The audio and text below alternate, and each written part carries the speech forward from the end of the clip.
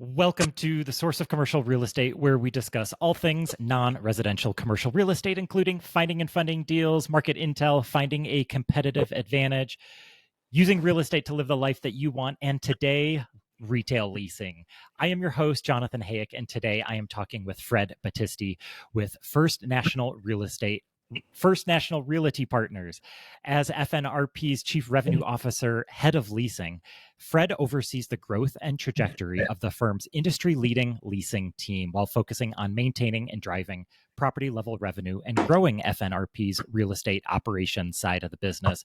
Fred brings over 14 years of experience in all commercial real estate industry spaces to FNRP. His skills and focus on tenant relations have led him to complete over 500 lease transactions during his career and execute deals with a wide variety of national brand retailers such as Dick's Sporting Goods, TJ Maxx, Lululemon, Save a Lot, Dollar Tree, and many others. Fred, thank you for joining me. How are you today? I'm great. Thank you for having me, Jonathan. I really appreciate the time and the opportunity. Of course. Really looking forward to this. If there's anyone looking to hear from an expert in retail leasing, I think we've got one here today. So, Fred, why don't we start out with you telling us about your background, how you got started in real estate, and what your work looks like today?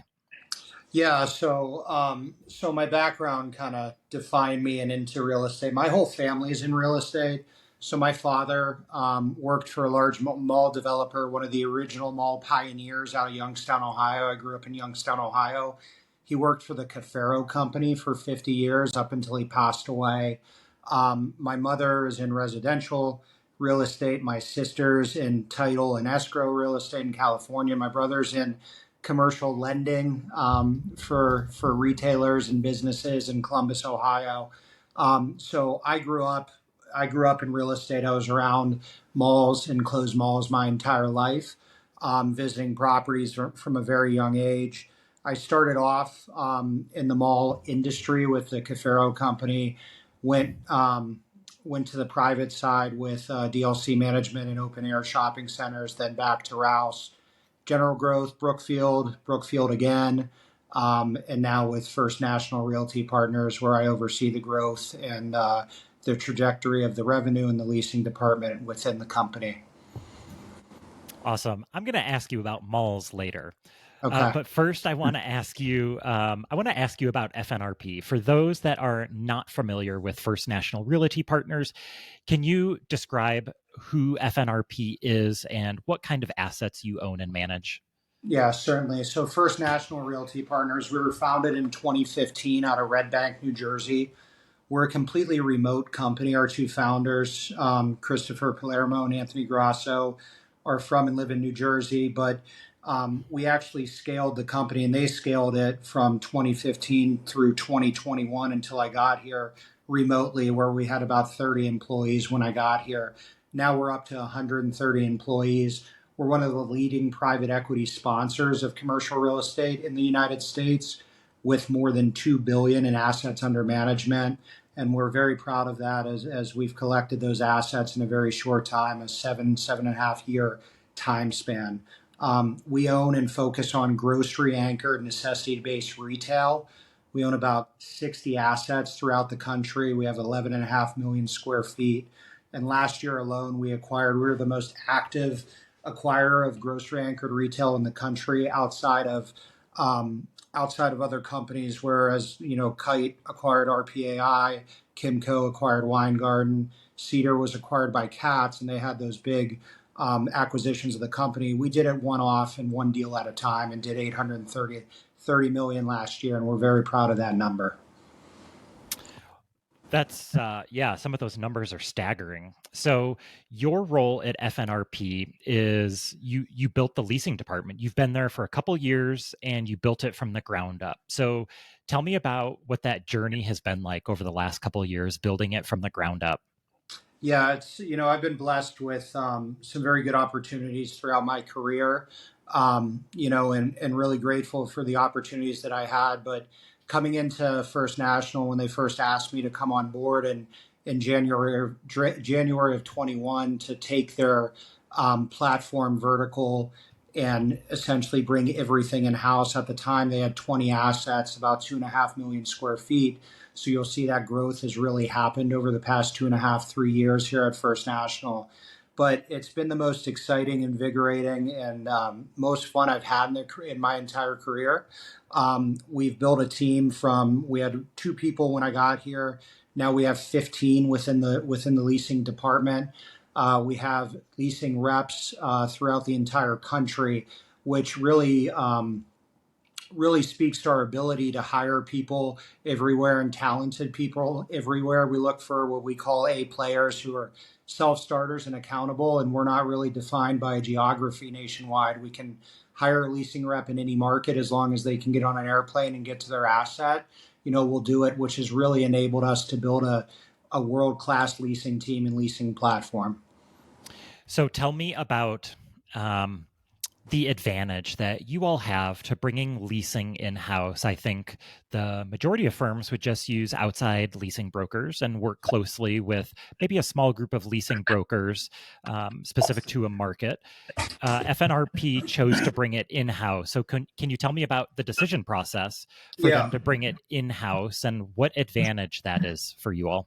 Absolutely. One of our core values is treat it like you own it. And one of our things which differentiates us from other syndicators like a CrowdStreet, we're completely vertically integrated, right? So we're not just syndicating the money from investors and putting it in a fund and letting it go.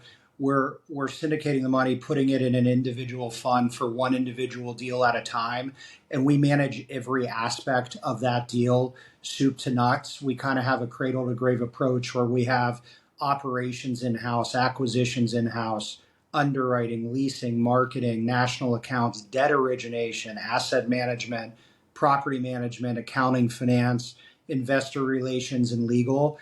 And it's part of what we deem FNRP 360. It's really our secret sauce because we touch every aspect of the deal, from the time that we look at the deal during acquisitions and underwriting to the time that we close, to leasing it, to managing it, to asset managing it.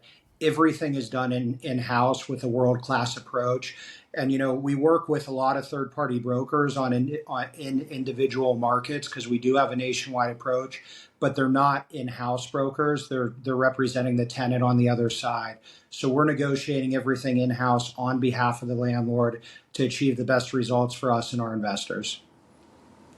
So take me through kind of a deal life cycle. Let's start out with FNRP has a deal under contract, and it sounds like you've got just about everybody in-house. And I imagine that when you get a deal under contract, there's sort of a domino effect that, tons of people start moving and there's lots to do.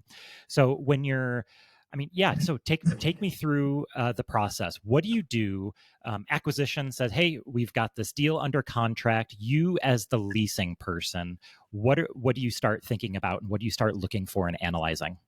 Yeah, so I'm fortunate enough to sit on our executive and investment committee. So every week I go through deals, me and my leasing team with our acquisitions team.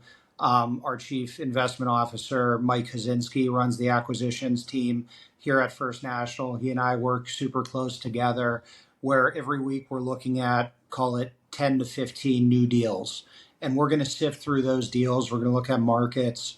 We're going to look at the anchor tenants. We're going to see if there's sticky anchor tenants that are going to be there and stay long term, really solidifying the asset. We're going to look at whether or not there's NOI growth within the asset, whether or not there's a value add component within the asset, whether or not there's an out parcel that's undeveloped within the asset. All things that we can look at to really extract as much value out of the asset from the time that we look at it to when we can potentially close on it. We're kind of talking about it on that preview, and then out of those 15 deals that we're looking at weekly, we'll go and we'll underwrite probably 4 to 5 of those deals, where we'll then go out as a leasing team and we'll contact the retailers that we have relationships with. And that was really key. And when you asked me earlier, Jonathan, about bringing the team vertical, when we did it from the leasing side, we really chose people who had very specific skill sets in different avenues of retail, right? There's anchor, leasing, there's big box leasing, there's grocery leasing, there's small shop, there's restaurants, there's national accounts, there's local experts. So we can point to multiple people within our team, and we can have them during that investment committee reaching out and saying, hey, Jonathan, do you do well at this center? Is this somewhere you want to stay? And we've developed and procured those relationships over a very long time within the industry to really give us conviction that this is an asset that we want to look at. So that's step one. Then we underwrite the asset. Once we start to underwrite the asset, we do what's called a strike force, where if we know that we're going to bid on an asset and potentially get awarded an asset, we'll send a leasing person, an operations person, an asset management person to the asset to view the market, walk the asset, walk the roofs, look at the vacancies, and really ensure that our underwriting is sound and really enabling us to figure out whether or not we can execute on the business plan that we're underwriting. So this is all done before we even bring out a deal to our investors, where we bring out a deal to our investors on bi-weekly webinars. Every time we have a deal, we have a live webinar where we syndicate the money and we talk to our investors about the deal, and we answer live Q&A questions from them. And it's typically Mike Kaczynski, myself, and somebody from our IR team, investor relations, on those webinars, talking about the deals, talking about the business plan, what we like about the deal, how we can add value. So all that due diligence is really done really well in advance before we even bring out the deal to the investor.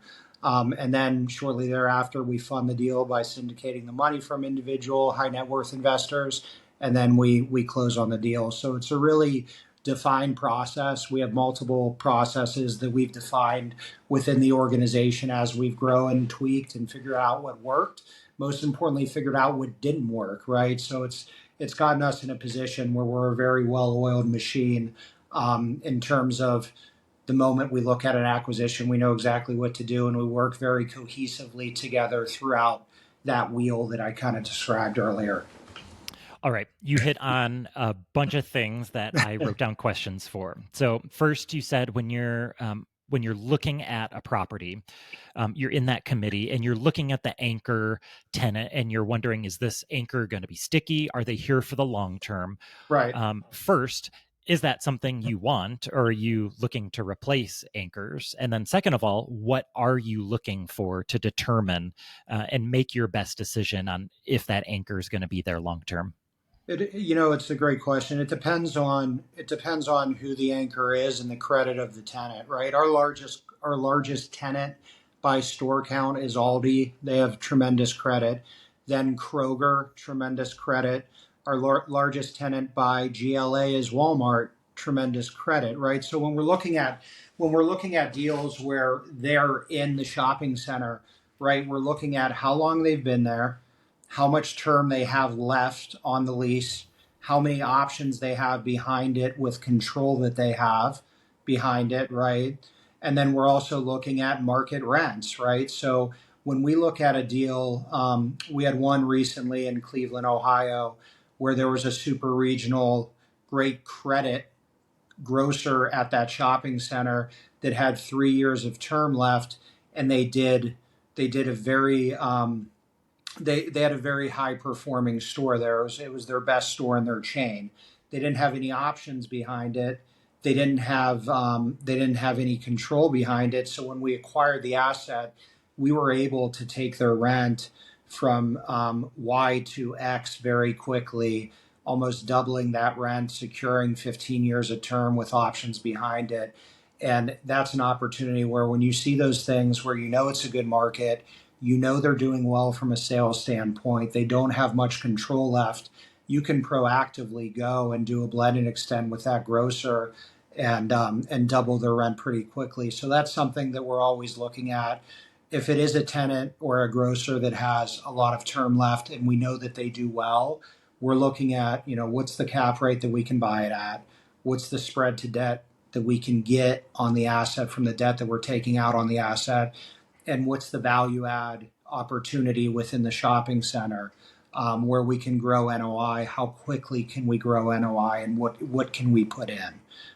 So there's a lot that goes into it. I know I touched on different things. I didn't mean to get long-winded, but There's just a lot that we look at as we look at these grocers. No, it is all good. I love learning about this because to me it's just a giant puzzle, and there is, there's kind of a formula, and there are some unknowns, but there's an art and a science to it. And so I love hearing from people like you who have a ton of experience, who've been in the trenches, and then just have a ton to offer. You talked about knowing if a store is high performing. How do you know if a store is high performing? Well, number one, we see if they report sales, right? So that's the first box that we check when we look at any grocer or bringing them into the portfolio. How common is it for a store for a lease to require a grocery anchor to report sales? How common is it? I'd say it's probably 50-50 at this Okay. point. You know, as we're doing renewals, we require it within renewals. So we can really, as we go to exit the asset, we can really give the whoever's going to buy the asset conviction in the purchase of the Do you ever asset. get do you ever get pushback from the tenant on that? Absolutely, right? Okay. Because it's a point of negotiation, right? You can have somebody that's doing $50 million in sales and think that they're out of market rents, but they're at a 2% occupancy or health ratio, right? You know that you have room to grow because then they can afford to pay more rent, right? So that's something that ultimately on the retailer side they don't want to disclose, but something that we try and require. Okay. So tell me about that push and pull when you feel like you have the upper hand when you're negotiating a lease extension with an anchor tenant that you know is doing well. Are your I'm wondering, this stuff would keep me up at night if I've got 30,000 or 50,000 square feet, and maybe I know there are other neighboring tenants might have leases that are dependent on this anchor tenant, that say if this anchor tenant leaves, then some of the other tenants may have the option to leave as well. And so, this stuff would give me anxiety if I were doing it. So tell me about the push and pull of you want the tenant to stay. You think they probably want to stay, but they're pushing back on price. They're pushing back on this. Is it all just, kind of a day in the life? Or tell me about how you think about those negotiations. Yeah, another core value we have is we take a tenant-centric approach, right? So we want to develop a win-win between us and the tenant 100 out of 100 times, right? That's always the goal. Does it always happen? No, I'm not naive to that, but we try, and we always start a negotiation by asking them what's important to you. What do you need? What in terms of control, what are you looking for? In terms of co-tenancy, what are you looking for? In terms of restrictions, what are you looking for? Is there something that you need that would make you more amenable to paying me the rent that I need and potentially and giving me the term that I need? So we always start our negotiations off with that. It's kind of like it kind of goes against the role of like keep your cards close to your vest. We kind of take the opposite approach because we're looking at two things, right? We might take a dollar less than market if we know that we can secure the term, secure the WALT at the shopping center, exit the asset, and secure the investment for our investors, and then replenish that investment with our investors into by 1031ing them into other deals, right? Whereas other landlords who are going to hold like institutional landlords, REITs, family offices that tend to hold on to some of these properties forever. We're not doing that. Our hold periods are anywhere from 3 to 7 years, depending on the asset, some shorter than that as well. So, we're trying to create a win-win where we know that we can give the retailer something that they want. They can in turn give us something that we want, develop that trust between us and the retailer, and then knowing that we're going to continue to do more deals with these retailers in the future. We've done probably 7 or 8 blend and extends in the past few years with Kroger alone, which is a lot for a firm. And we've really developed that trust with them and as well as with many other retailers throughout the country. It's the approach we take every single time. Does it always work? No, because not every retailer wants to do it that way. But we always make the effort to really secure the investment for our investor, which is the most important thing. Can you define blend and extend? Sure, a blend and extend is like I alluded to, earlier. You have a grocer that has 3 years left of term. They don't have control beyond that. You then blend out their rent over a 10-year period, give them the term, potentially give them some money for a remodel within their store. So you're contributing landlord dollars into that store and into that extension. And then they commit to the term long term. And what you're doing is you're growing the wallet and really securing the investment by doing it. It's probably the most key deal and deal structure that we work on at First National. We have a target here where we try and do at least 12 of them annually. We've exceeded that the past 2 years, and we'll exceed it again this year. So we're really looking out for their long-term investment, getting them what they want in a store that they know is going to be sticky. They want to be there for a long time, giving them something that they want as well. And in return, we get the term, we secure the investment, and we're able to realize the asset. So are you saying with 3 years remaining on their lease, you would spread the remaining amount, let's say it's $500,000 that they owe you over the next 3 years, you would extend that over the course of 10 years in exchange? Yeah, no. Okay. We'll say they're paying, just make it simplistic, $10 a foot on 30,000 square foot grocer, right? What we'll do is say they have term through 27 at this point.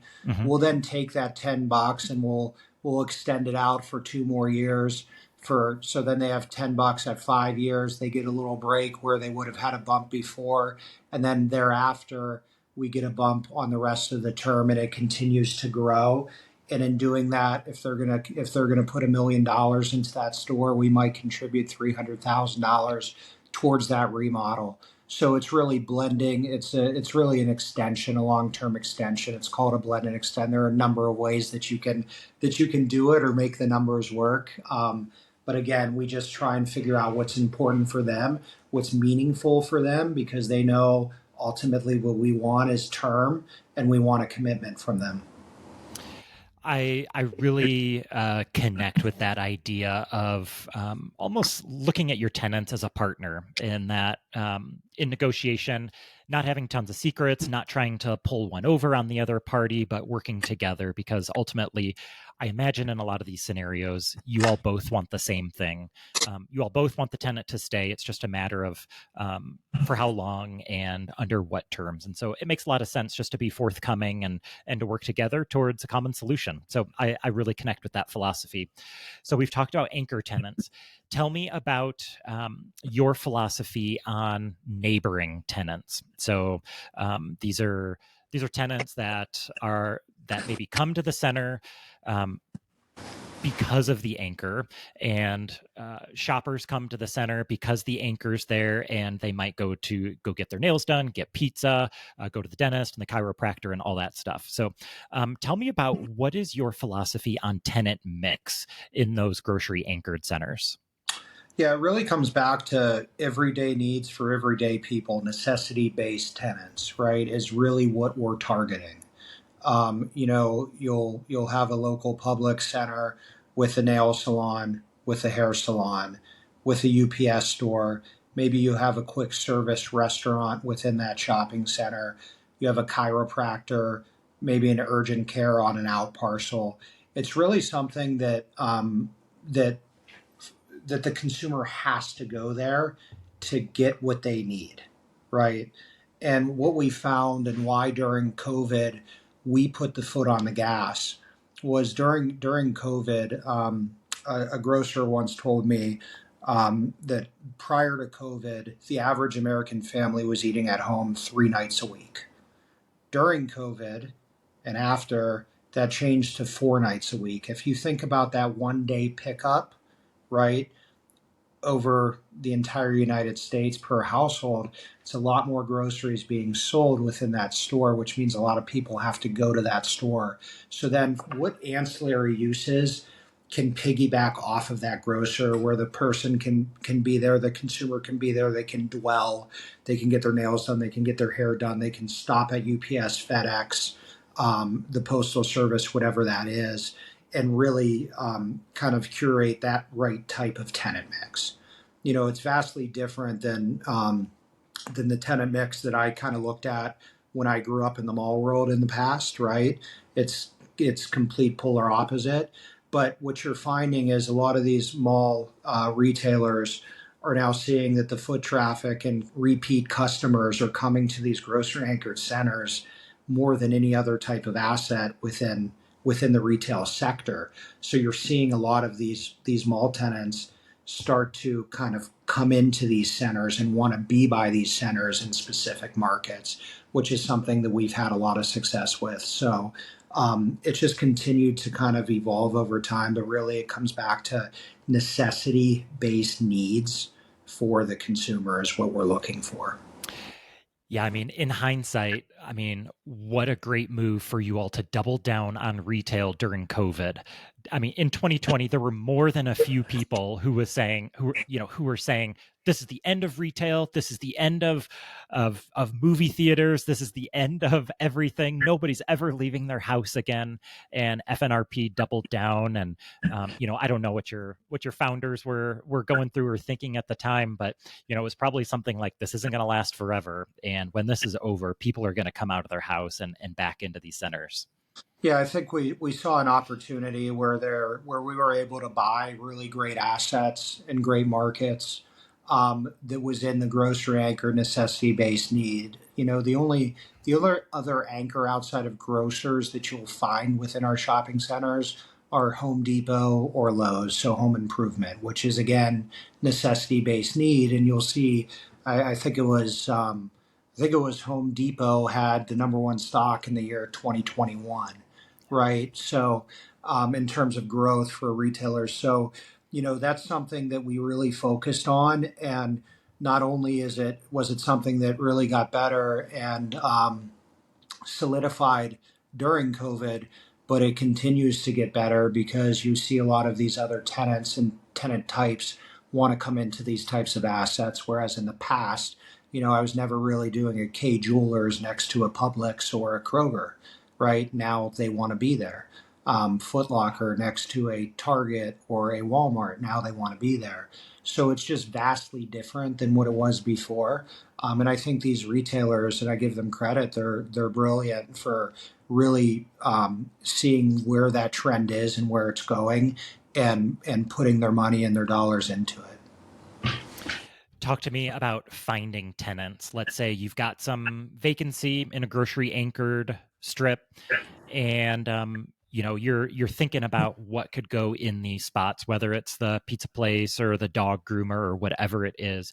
Talk to me about, do you get a certain tenant in mind and then go poach them from another center, or convince them to open up another an additional store, or how does that work? When you get a vacancy, you get an idea in your head, how do you really fill that vacancy and make it happen?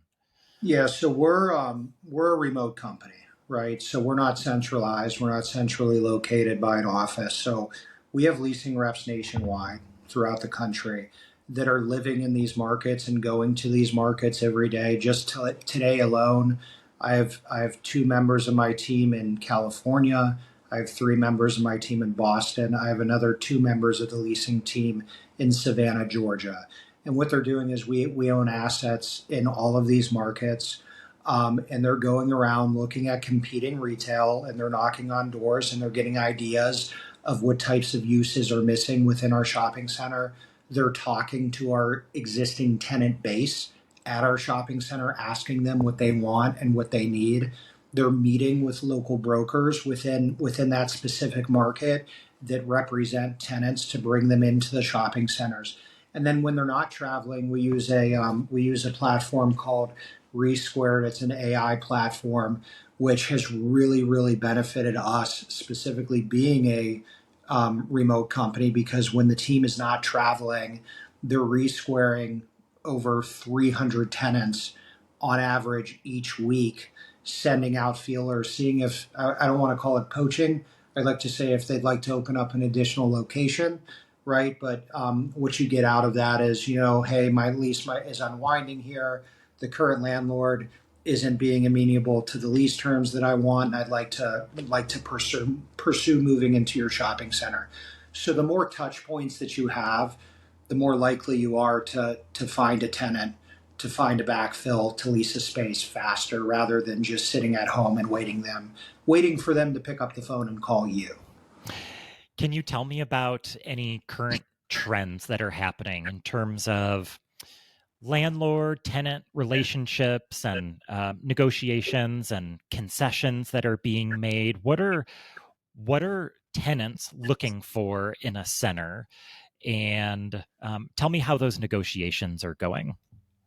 Yeah, I think tenants want to open up stores right now. Like there's a big push, and you read the news, like the deep discount folks like TJ, Burlington, Ross, Five Below. We're doing a lot of deals with them. They're opening up a lot of stores, right? Whereas in the past, you were competing against potentially new development coming into your market, right? Price of construction's very high right now. There's not that much new development going on within the markets or within the markets that we're in.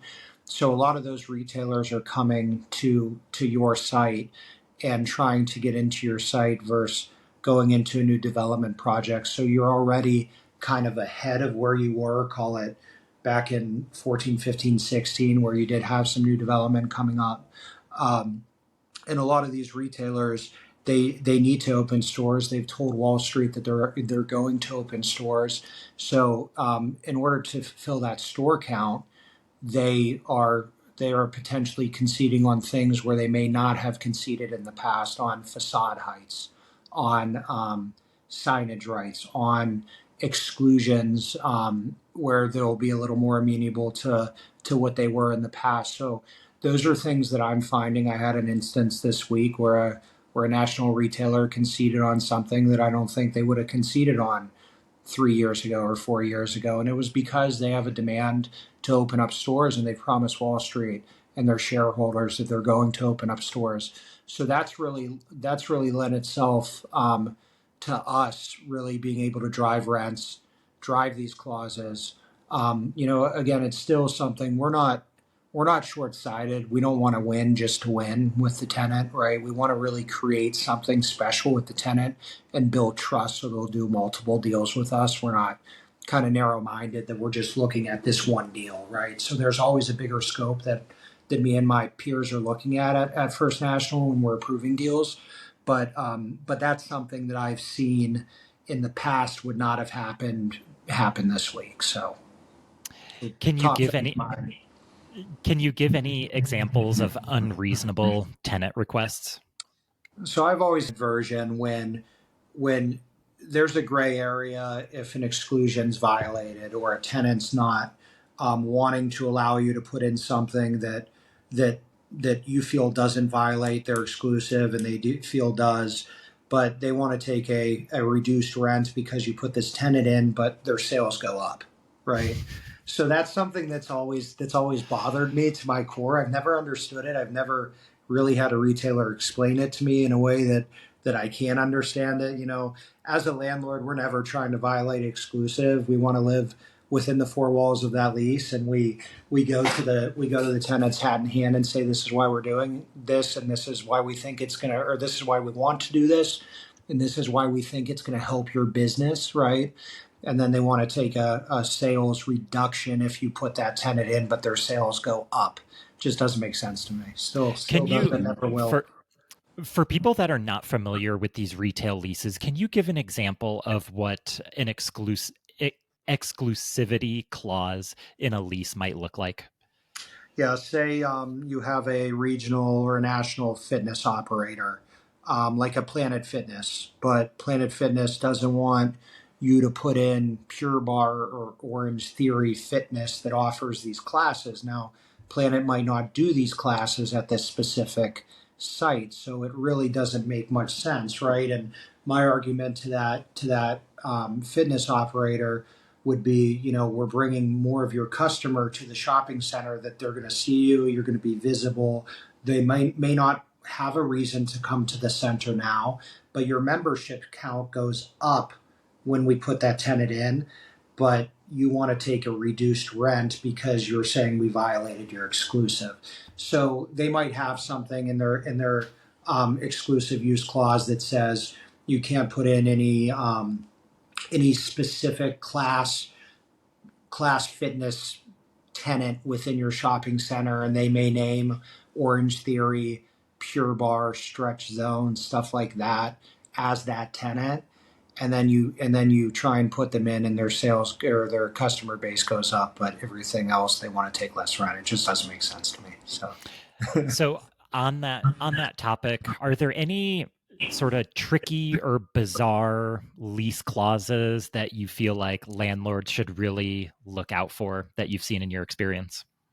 Yeah, I think I always zero in on co-tenancy clauses, and I always zero in on exclusive use clauses, because specifically for us, we're actively acquiring centers. We're also actively disposing of centers, right, and realizing the investment for the investor. So I don't want to give away something that, if I were coming in to buy that shopping center from another landlord, that my radar is going to go up and say, why would you say, you did a Jimmy John's deal, but they restricted you from selling chicken wings throughout the shopping center, or they restricted all QSRs throughout the shopping center. Their restriction should be limited to sandwiches, right, or subs, or whatever, hoagies, whatever you want to call it. It shouldn't be limited to every other type of food use within the world, right? So we're always cognizant of that when we're looking at shopping centers. When we're acquiring centers, we're looking at leases and making sure we're abstracting them and making sure that there aren't any hidden use clauses that are going to prohibit us from completing our business plan. We touched on exclusivity. Can you tell me about co-tenancy and give me an example of that? Sure. So co-tenancy is it's tenants that want to co-tenant with other tenants, right? So if you're doing a new deal with Ross, and Ross says, in order for us to continue to pay contractual rent at the shopping center, the center has to have Kroger and TJ Maxx at the shopping center. If one of those tenants go away, then our rent goes from $10 to 50%, and it drops to $5. And that's in perpetuity until you cure that co-tenancy with a backfill that is approved by Ross, right? So, people don't want to sign up for a 10-year lease, and I get it. I don't disagree with them. There are certain co-tenancy clauses that I do disagree with, and I think are a little more tenant heavy-handed than others. But you don't want to sign a 10-year deal and put your money and your dollars into a shopping center, and then the rest of the shopping center just completely become a ghost town, right?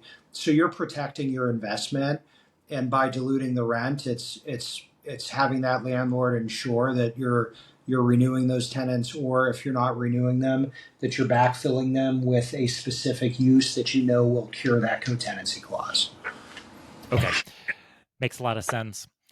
Fred, for property owners out there that are looking for an excellent leasing broker that isn't just going to put their property on LoopNet and wait for the phone to ring, how do you recommend property owners find a great leasing broker? So is it for them to work for them in-house, or be a third-party broker for their asset? Like a third-party broker. Yeah, I mean, I would go to that market, and I would meet with all of the brokers within that market. I would find a broker that might not be deemed the number one broker, that has all the business in town, right? Because then they're working on multiple deals that could be competing with your center. I'd like to find maybe somebody that doesn't have that much business or is just established 3-4 years into the business that you know is going to work really hard for you and is gritty and it has tenacity and is going to get after that asset and leasing that asset for you. You know, when I first got to First National and I was looking at the third party brokers that we had, and we had great third party brokers here, but I told them we're going to bring everything in house and it's part of our vertical integration and we want to do business with them in the future as tenant rep brokers. It's just, this is a decision we made as a company. Um, I found one or two third party brokers that we were using that had competing sites across the street for other owners. It just didn't make sense for me. It makes sense to me, right? So you want to find somebody that it's not always the smartest thing to use the person that kind of controls the entire market because they want to get deals done, which is going to equate to making their firm money, right? And making them commission. So I'm not saying they don't always have the best interests. They do, and there are some phenomenal brokers out there that I know and I can rattle off the top of my head. But that's how I would look at it if I were an owner and I had a third party broker and I had to have a third party broker on the asset. That's how I would look at it. I'd find somebody that was up and coming in their career, that wasn't fully established, that was going to get after and be very gritty. Great advice. Thank you for that. Instead of doing my final few questions, you alluded to people in your family being involved in malls. And so I want to get your thoughts on shopping malls, enclosed shopping malls, and the open air shopping centers, shopping malls, which you alluded to as well. I think you said your father was in the shopping mall business for decades. So I want to get your thoughts on what in your mind is the future of the classic American shopping mall? Look, I think it's a great question. I want to make sure I don't get myself in trouble for people who have really helped me throughout my career. But I grew up around shopping malls. I love shopping malls. But you have very specific core markets where there's a need for a shopping center or a shopping mall, like Lenox and Phipps in Atlanta, where I live, is never going to go away. Perimeter is never going to go away, right? You know, I'm just trying to think. I mean, I can rattle off Roosevelt Field. That's never going to go away. They're in core markets where there's the density and the mass that really requires there to be that type of shopping center. And those tenants want to co-tenant off of each other. It's a very specialized asset. It's a great asset.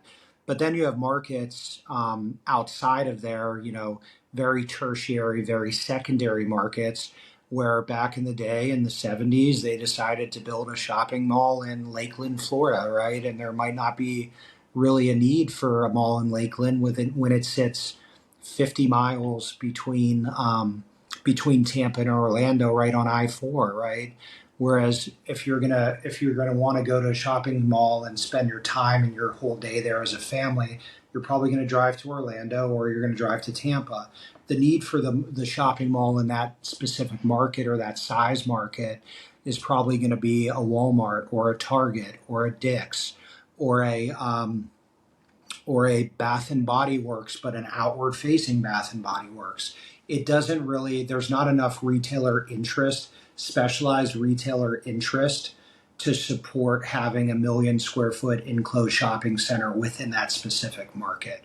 So what I think you're going to see, and a lot of mall developers have done it, they've been redeveloping the shopping malls. They've been redeveloping the anchors, right? When Sears went out and formed Seritage, Sears business, their most valuable asset was the real estate that they owned, right? So they formed a company to go out and redevelop those individual assets and you're seeing fitness centers, you're seeing grocers, you're seeing Foot Lockers, you're seeing things like that the traditional mall never had before. It's just evolving, and retail is going to constantly evolve, and that's the beauty of retail is the evolution of it and being able to live within these cycles. So my high level view on the shopping mall is your core A plus shopping malls, Oak Brook in Chicago. It's never going to go away. ever. It's in a great market. It has a high density. It has high demographics, high household incomes, and there's enough to support it. It's really the secondary and the tertiary markets where I think you're going to continue to see these shopping centers redevelop over time. Do you envision any of those malls in the tertiary markets becoming multifamily or self-storage or anything drastically different, or do you think they're going to sit vacant, or any thoughts there? It just depends on the market and it depends on the owner, right? A lot's dependent on the owner and what they want to do with it, right? But yeah, there has to be some evolution of it, right? And there's going to continue to be an evolution of it. Yeah. Great thoughts, Fred. Well, Fred, I sincerely appreciate your time today. I loved this discussion, hearing all of your expertise on leasing grocery anchored retail centers. Fred, if people want to connect with you, if they want to connect with FNRP, where would you like to send people? Yeah, you can go straight to our website, which is fnrpusa.com, fnrpusa.com. And then if you'd like to connect with me, LinkedIn is probably the best way to find me. Just type in my name, shoot me a message, and I will try my best to get back to you as soon as possible. This has been great. Thank you so much for your time, Fred. Listeners, thank you for sticking around. We appreciate you. If you'd like to connect with either one of us, we'd love to talk with you. We love talking about commercial real estate, so reach out to either one of us. Thank you so much for listening. Until next time, take care. Thank you, John.